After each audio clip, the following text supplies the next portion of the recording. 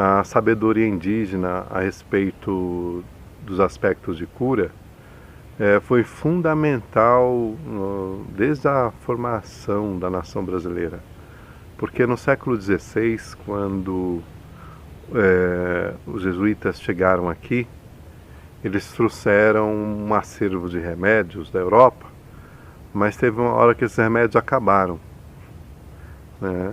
E eles que trouxeram aquele famoso boticário, que são os remédios da época, né? E não sei se vocês sabem, mas a medicina da Europa da época era na base do corte, né? Tem um problema no pé, corta. Tem um problema na mão, corta, né? Não existia, vamos dizer assim, um aprofundamento, um domínio na questão das ervas que cicatrizam, que podem conter sem necessariamente ter que extirpar determinadas partes, né, do corpo. E naquela época, essa medicina indígena já atendeu às necessidades da população que estava colonizando o Brasil, porque os jesuítas fizeram essa ponte. Né?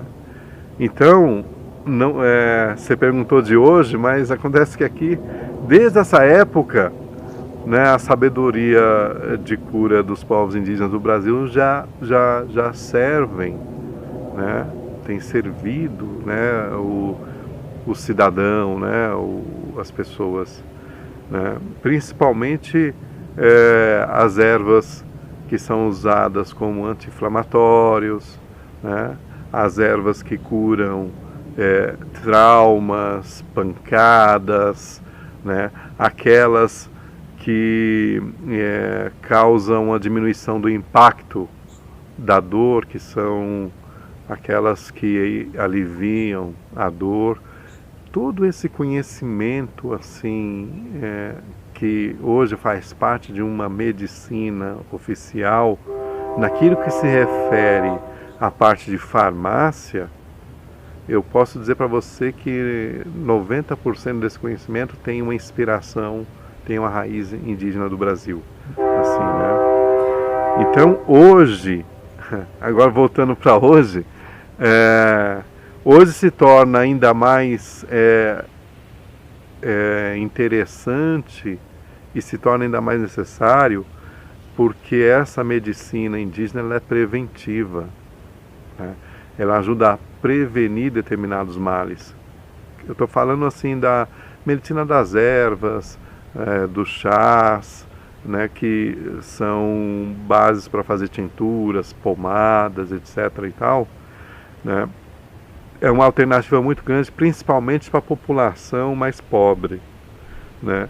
E mais ainda para a população de área rural, porque aqui mesmo na nossa região, né, a região onde eu moro, a região de Mata Atlântica, tem inúmeras ervas que curam e que podem servir como tinturas, etc. e tal, e podem ajudar, contribuir com a população como preventivo. Nessa questão da medicina indígena, você falou sobre essa questão das plantas, das ervas, e dentro da comunidade indígena, teve uma presença semelhante ao que existe na sociedade atual, que é a presença do psicólogo ou do terapeuta? Tem um terapeuta dentro da comunidade indígena? Bom, pegando como modelo a tradição tupi, porque também tem que tomar esse cuidado, né? Sim.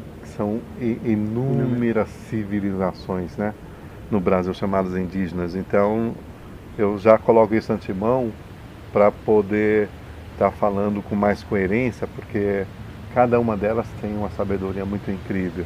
Mas pegando como modelo a tradição tupi, na tradição tupi tem a figura do pajé, né? Que é o nosso xamã, né? O xamã é uma linguagem mais universal. E essa figura do pajé, ele reúne algumas habilidades, né? A habilidade de conhecer as propriedades curativas que a floresta oferece, mas também a habilidade de conhecer a pessoa, da comunidade a qual ele faz parte, de conhecer os pontos de equilíbrio e desequilíbrio, e nesse sentido sim, esse pajé ele é como um terapeuta, né? É o equivalente ao terapeuta, né? Porque a gente sabe que a cura, ela é metade externa, se tem alguma questão externa, alguma questão que está externada no órgão, no organismo e tal, mas a outra parte da cura é interna, né? Vem de níveis subjetivos, né?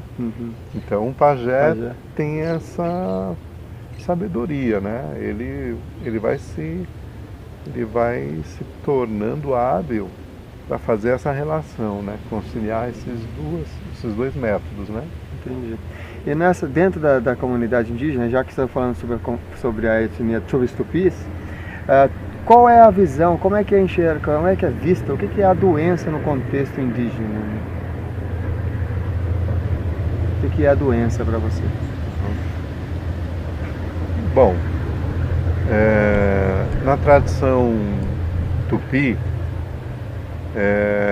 a doença começa quando a nossa cabeça adoece, ou no sentido de quando os nossos sentimentos, os nossos pensamentos não estão muito claros em determinados momentos, para determinados caminhos, dentro de determinados propósitos.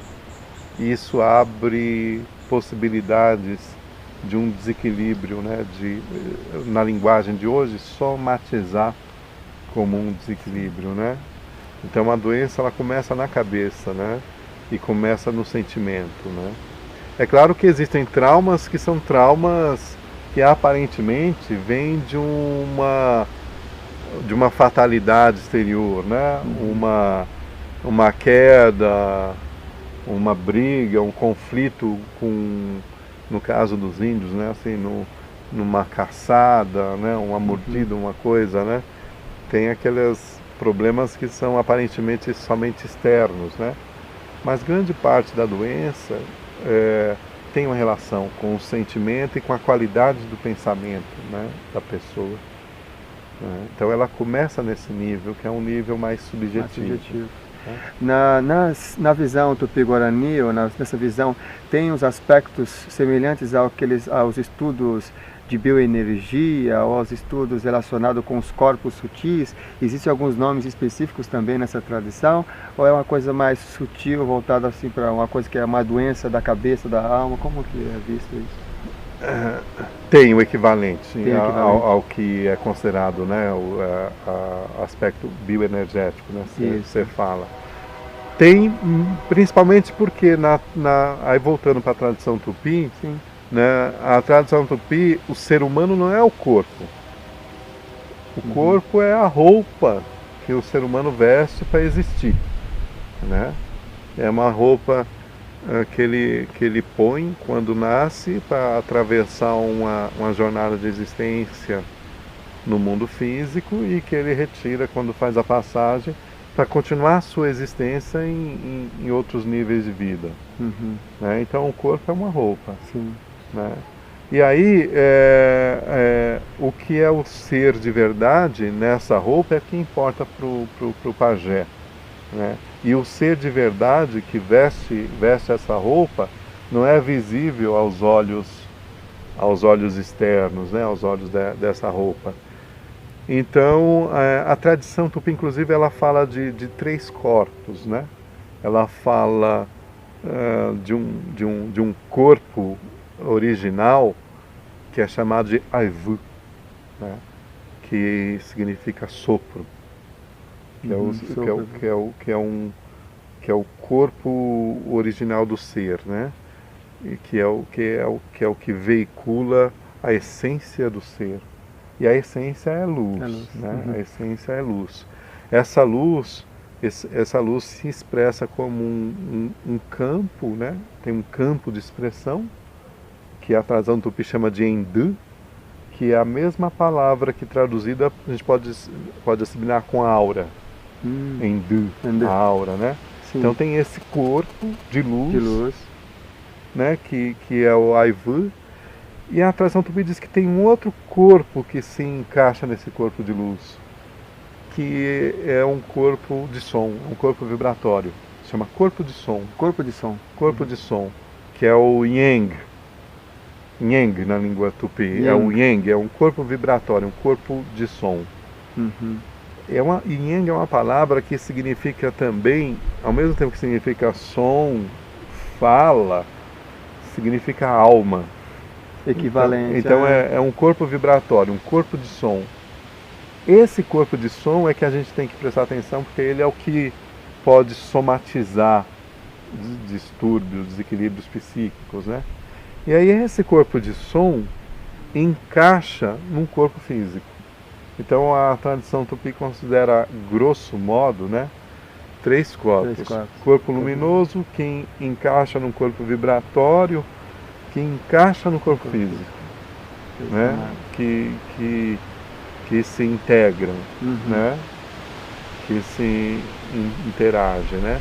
Mas o corpo verdadeiro, né? A imagem verdadeira do ser humano é luz. É luz. Avô. É o Aivu. Aivu. É o